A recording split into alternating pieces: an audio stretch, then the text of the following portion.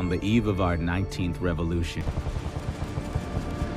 The tale no longer the tale of revolutions interrupted. Did you copy? Hope was our only seedling, 4 cars strong. Halo guys, kembali lagi bersama saya Stephen di channel Bro View Series. Kali ini saya akan melanjutkan kembali alur cerita film dari Snowpiercer, dan sekarang kita masuk ke season 2 episode yang pertama dan kedua. Untuk itu sebelum masuk ke ceritanya, seperti biasa siapkan apa? Ya tentunya kopi dan nutbray untuk menemani kalian dalam menonton alur cerita film ini. Dan sekarang kita masuk ke filmnya. Di awal film, Melanie Cavill terlihat sedang berlari menuju konektor penghubung antara Snowpiercer dan Big Alice versus Snowpiercer. Sementara itu, Alex mengancam Layton dan para penumpang Snowpiercer untuk mentaati perintahnya atau Tuan Wilford akan memutus kereta Snowpiercer yang tidak bisa bergerak sama sekali. Meskipun tidak ingin menyerah, tidak ada pilihan bagi Layton untuk menyiapkan list permintaan Tuan Wilford seperti bir, wortel, ketimun, hingga jengkol dan petai karena dia tahu Snowpiercer dilengkapi gerbong pertanian. Karena saluran komunikasi terputus dan waktu yang diberikan hanya 12 menit, Layton membagi tugas kepada Ruth, Bastille, dan beberapa pelari lainnya. Sementara itu, Bennett dan Jeffy berhasil menghubungi kembali Melanie melalui komunikasi cadangan.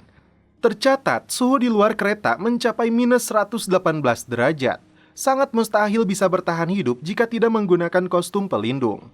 Tak mau buang waktu, Melanie harus memutuskan konektor dari Big Alice yang berfungsi untuk menyedot daya dari Snowpiercer. Satu bahan peledak lengket dia persiapkan untuk rencana lainnya. Sementara itu, Melanie menggunakan sebuah kapak untuk menghancurkan konektor tersebut. Demi mempercepat pergerakan, si Hercules dilibatkan untuk memikul drum makanan sesuai permintaan Wilford.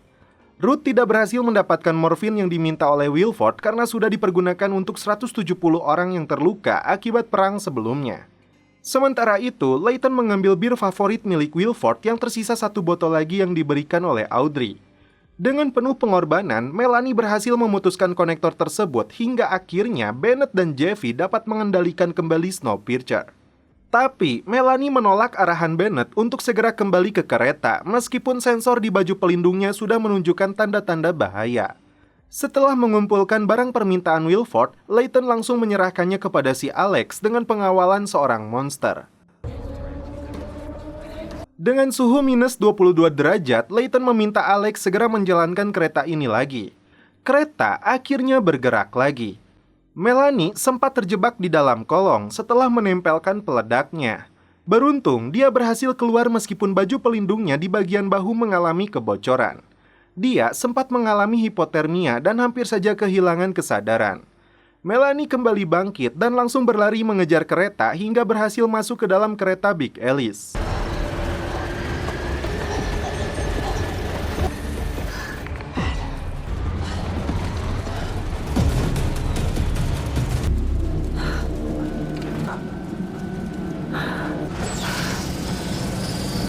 Pengeras suara memandunya untuk melepaskan kostum agar cairan disinfektan membasahi seluruh tubuhnya. Dia sempat menjerit kesakitan akibat luka di bahunya itu.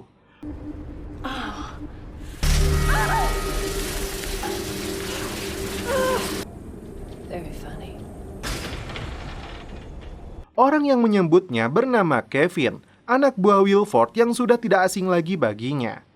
Si Kevin ini sempat menyetrum Melanie dengan tongkat sihirnya karena dendam 7 tahun lalu saat dirinya ditinggalkan oleh Melanie. Saat diarahkan untuk menuju sebuah ruangan, Melanie seperti sudah tidak asing lagi dengan kereta ini. Seekor anjing bernama Jupiter langsung mendekat saat Melanie memanggilnya. Di gerbong mewah ini, akhirnya Tuan Wilford menampakkan dirinya. Belum jelas apa yang terjadi 7 tahun lalu itu, namun Wilford bisa menebak jika Ben yang mengendalikan Snowpiercer selama Melanie berada di luar. Mengaku sebagai pemilik Snowpiercer, Melanie cukup penasaran bagaimana caranya Wilford dengan kereta Big Alice yang memiliki 40 gerbong ini berhasil mencegatnya di Chicago. Dengan teknologi yang diterapkannya, Big Alice mampu bertahan di dalam gudang selama beberapa bulan. Selama ini dia mengintai pergerakan Snowpiercer untuk menunggu saat yang tepat. Meskipun Melanie berhasil memutus pintasannya, Wilford telah menyiapkan sebuah jangkar yang berfungsi untuk menghentikan Snowpiercer. Wilford menginginkan kembali keretanya. Satu hal yang perlu Wilford tahu, selama 7 tahun ini dia menjaga keyakinan seluruh penumpangnya jika Wilford berada di gerbong mesin. Masalahnya, Melanie kehilangan kendali dan saat ini dia tidak berhak untuk menyerahkannya kecuali warga ekor sendiri. What is it, Taylor? Melanie sangat terkejut saat melihat putrinya Alex muncul di sana menjadi kaki tangan Wilford. Sebagai seorang ibu yang sangat merindukan anaknya, apalagi selama ini dia mengira putrinya ini sudah tewas, tentu saja banyak hal yang ingin dia tanyakan dan ceritakan. Wilford kini tahu jika Snowpiercer dipimpin seorang pengekor bernama Layton. Rasa rindunya harus dia tahan karena Melanie langsung dijebloskan ke dalam sel tahanan. Sementara itu di Snowpiercer, Layton menyatukan suara seluruh penumpang untuk melakukan perlawanan kepada Wilford yang berambisi untuk mengendalikan mereka semua lahir dan batin. Hanya satu hambatan mereka, yaitu Ruth, yang begitu berharap Wilford seperti yang dulu dia kenal. Karena itu, Layton, Bastille, dan Roche diam-diam akan mengumpulkan kekuatan untuk merencanakan misi serangan balik. Tiba-tiba, si Hercules dan rekannya bermaksud menyerang Zarah setelah mereka tahu Josie tewas akibat pengkhianatan yang dilakukannya. Layton langsung mencegah dan menjelaskan kepada mereka apa yang sebenarnya terjadi. Ruth terkejut saat mengetahui Zarah sedang hamil. Kehamilan di Snowpiercer baginya sebuah harapan akan masa depan umat manusia setelah badai es ini. Karena itu, Ruth langsung mengusir mereka berdua dan menempatkan Zarah di kelas 1. Setelah itu, Layton ditemani Ruth melalui pengeras suara memberitahu seluruh penumpang apa yang terjadi saat ini. Wilford bermaksud untuk mengendalikan mereka semua, tapi dia tidak akan membiarkan hal itu terjadi meskipun nyawa menjadi taruhannya. Sementara itu, Ruth dan rekan-rekannya di penjamuan akan memimpin inisiatif diplomatik. Bagaikan sebuah negara yang merdeka, Layton akan berusaha mempertahankan kemerdekaan di kereta ini. Eksperimen demokratis yang sebelumnya telah dia rencanakan harus tertunda dengan munculnya ancaman ini. Dengan terpaksa, Layton memberlakukan kembali hukum militer hingga pemberitahuan berikutnya. Bastille meminta bantuan Jax yang memimpin serikat petugas terowongan untuk bersatu melawan Wilford.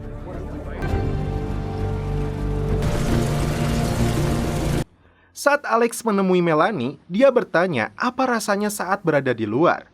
Melanie menjawab sangat dingin dan menakutkan.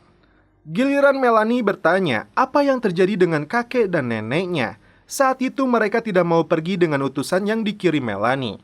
Ayah dan ibu Melanie memilih untuk mati di rumahnya. Diakui Alex, dia tidak ingin meninggalkan mereka hingga Wilford datang untuk menyelamatkannya. Melanie beralasan ingin menjauhkan Wilford dari Alex, karena itu dia ditempatkan di rumah orang tuanya. Alex sama sekali tidak percaya dengan alasannya. Alex kemudian menunjukkan sampel salju yang ditemukan di dalam pakaian pelindungnya yang Melanie bawa dari luar. Alex kembali kecewa dengan alasan ibunya ini karena selama 7 tahun ini dia tidak pernah keluar dari Snowpiercer. Ruth menempatkan Layton dan Zarah di gerbong kelas VIP dengan berbagai fasilitasnya yang mewah dan lengkap. Karena kehamilannya itu hak istimewa yang layak dia dapatkan di Snowpiercer. Rumah ini sebelumnya milik pasangan tua renta yang memilih minum sianida saat pasukan ekor menyerang. Di dalam sel itu, Melanie membaca sebuah kalimat yang tertulis di dindingnya. Jika hitunganmu salah, kau akan bermasalah. Randy, kerja, kehormatan, horor. Minus 121 derajat di bawah segalanya, gak jelas apa maksudnya. Tak lama kemudian, Melanie kembali dibawa untuk menemui 2 orang dokter Headwood. Meskipun tingkahnya nyeleneh, mereka telah menciptakan obat khusus untuk mengobati radang bahu dan radang paru-paru yang dialami Melanie. Open? There's a bit of business. Cough, please. Who's feeding our crew? We just call it goop. Soothing to the touch. Sementara itu, Pike yang berada di pintu perbatasan Snowpiercer dan Big Alice melakukan barter buah-buahan segar dengan 1/4 kilo ganja. We make trade. Have a one. Everybody keep their mouths shut. Untuk pertama kalinya, Oz mengantar Lilah Junior ke gerbong ekor. Mantan anak sultan ini begitu semangat karena ingin bertemu dengan Wilford. Saat Wilford sedang santuy di bathtubnya, Melanie diundang untuk acara makan malam. Padahal, Layton dan pasukannya sedang mempersiapkan diri untuk melakukan serangan. Door. We don't know when that's gonna be. Pike kembali menjebak penumpang Big Alice itu untuk membuka pintu dengan menawari mereka buah segar, padahal ini yang terjadi. Yeah? Shorty Still half brakeman.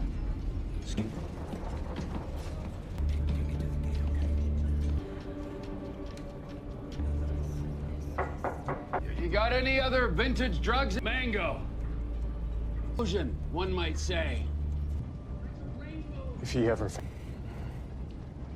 Friend, my name's Pike.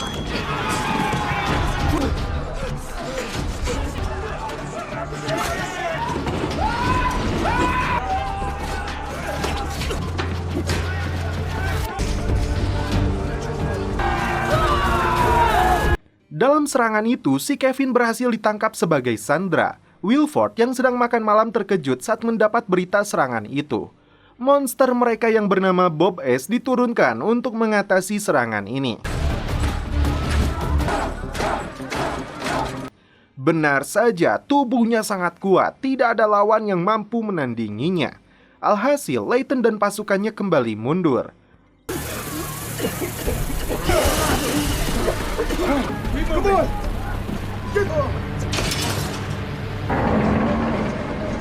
Ruth yang tidak dilibatkan dalam serangan ini cukup terkejut.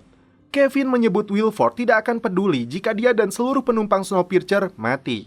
Saat Wilford marah kepada Melanie, terungkap di usia 17 tahun Melanie bekerja memperbaiki traktor di pertanian milik ayah Wilford. Sejak saat itu, Wilford memberikan semua ilmunya kepada Melanie untuk menjadi seorang insinyur. Melanie terkejut saat mengetahui anaknya Alex telah menjadi insinyur yang sama dengannya. Bahkan dia bisa mengendalikan Big Alice. Saking kesalnya, Wilford memberi perintah untuk menghentikan kereta Snowpiercer. Alhasil, seluruh penumpang kereta terpanjang di dunia ini mengalami kedinginan. He's dropped the anchor.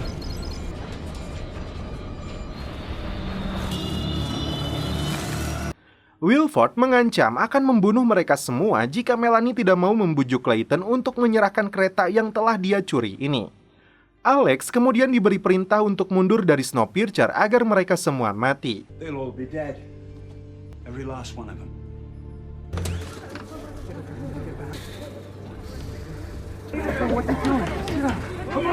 Putri Melanie ini berada di antara dua pilihan menuruti Wilford atau ibunya. Satu hal yang Wilford tidak ketahui, jika Melanie telah memasang bom lengket di bawah kereta. Now. Ketika Alex memutuskan untuk menekan tombolnya, tiba-tiba terjadi ledakan di bawah kereta itu.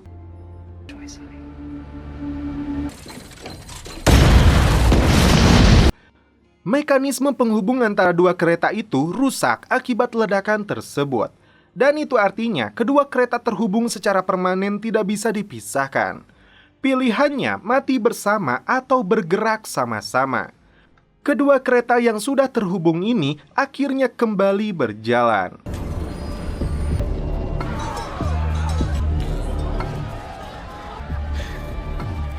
Be a long cold war.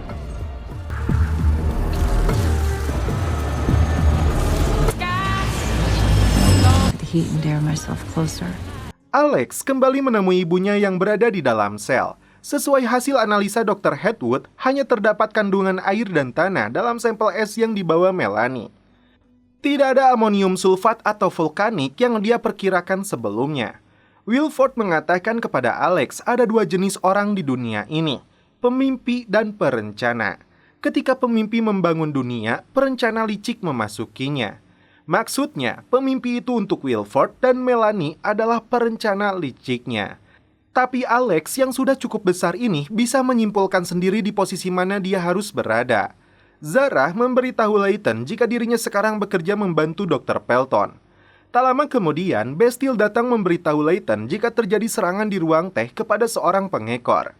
Layton meminta Bastille untuk menyelidiki korban dan pelakunya. Awalnya Bastille menolak. Karena itu, Layton langsung membawanya ke hadapan Roche untuk menjadi saksi jika hari ini dia mengangkat Bastille sebagai detektif kereta, profesi yang sebelumnya dijabat oleh Layton. Layton dan Roche selanjutnya menginterogasi Kevin untuk mengetahui sejauh mana kekuatan Wilford. Kepala divisi penjamuan itu menolak memberitahu apapun tentang kekuatan pasukan dan persediaan makanan yang mereka miliki. Layton punya cara tersendiri. Dia hidangkan beberapa paha ayam yang sangat menggiurkan. Jelas, itu makanan yang sangat spesial di atas kereta yang menjadi satu-satunya harapan manusia bertahan hidup. Kevin benar-benar tergoda dan langsung melahap ayam tersebut. Jelas, ini menjadi jawaban tuntutan pertama yang diminta Wilford saat kedua kereta terhubung. Selama 7 tahun ini, penumpang Big Alice cukup kelaparan dengan persediaan makanan mereka yang terbatas.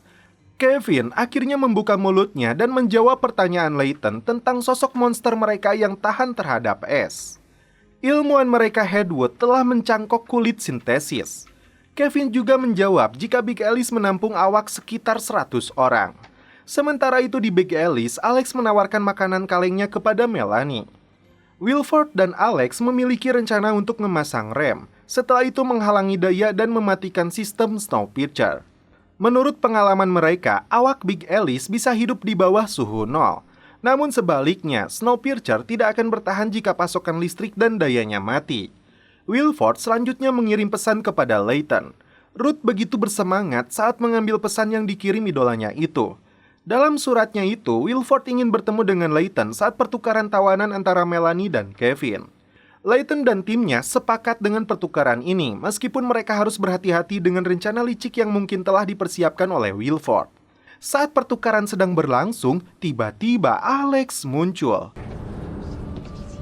And is that Ruth Ward? Done. Oh, and here he is in the film. To produce one crosses the no man's land but the prison. Hi, Kevin. We'll come.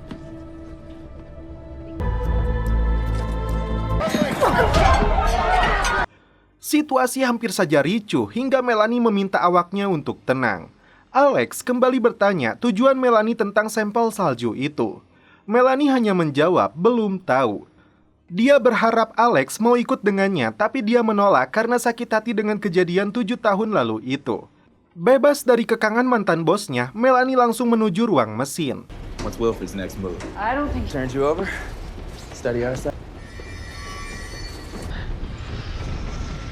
She hates me. Out there a long time when she gets into a doctor. Sementara itu, Detektif Bess mulai melakukan penyelidikan. Si Hercules dan rekannya itu sempat menghalanginya untuk masuk ruang perawatan. Ternyata korbannya adalah Like. Sebelum jarinya dipotong, pelaku menutupi kepalanya dan melakukan pemukulan. Melanie memberitahu Ben dan Jeffy jika sampel salju yang dia bawa mengandung amonium sulfat. Terbukti radang bahu akibat dinginnya udara di luar kereta justru dengan cepat memulihkan lukanya itu. Jeffy cukup terkejut dan menurut Melanie itu adalah cewek 7 yang berubah sifat di atmosfer. Senyawa kimia itu turun dalam berbentuk salju. Mereka menganggap ini sebagai pertanda baik. Apakah maksud dari pernyataan Melanie itu? Lanjut. Wilford menjamu kebebasan Kevin dengan menyuruhnya mandi di bak pribadinya. Bukan tanpa alasan, Wilford ingin tahu apa saja yang dibocorkan Kevin kepada mereka. Dalam kondisi bubulucun, Kevin mulai ketakutan dengan pertanyaan Tuan Wilford. Dia berbohong tidak mengatakan apapun, tapi saat Alex bertanya apakah mereka menawarinya makan, Kevin tidak bisa mengelak lagi jika dirinya ditawari paha ayam lalu mencicipinya sedikit. Disinilah Wilford menunjukkan sifat aslinya sebagai psikoplok keji, memberi pisau cukur kepada Kevin untuk menyayat nadinya karena dianggap telah melakukan pengkhianatan. Dan akhirnya si Kevin pun tewas. Oh, we're on hospitality. Oh.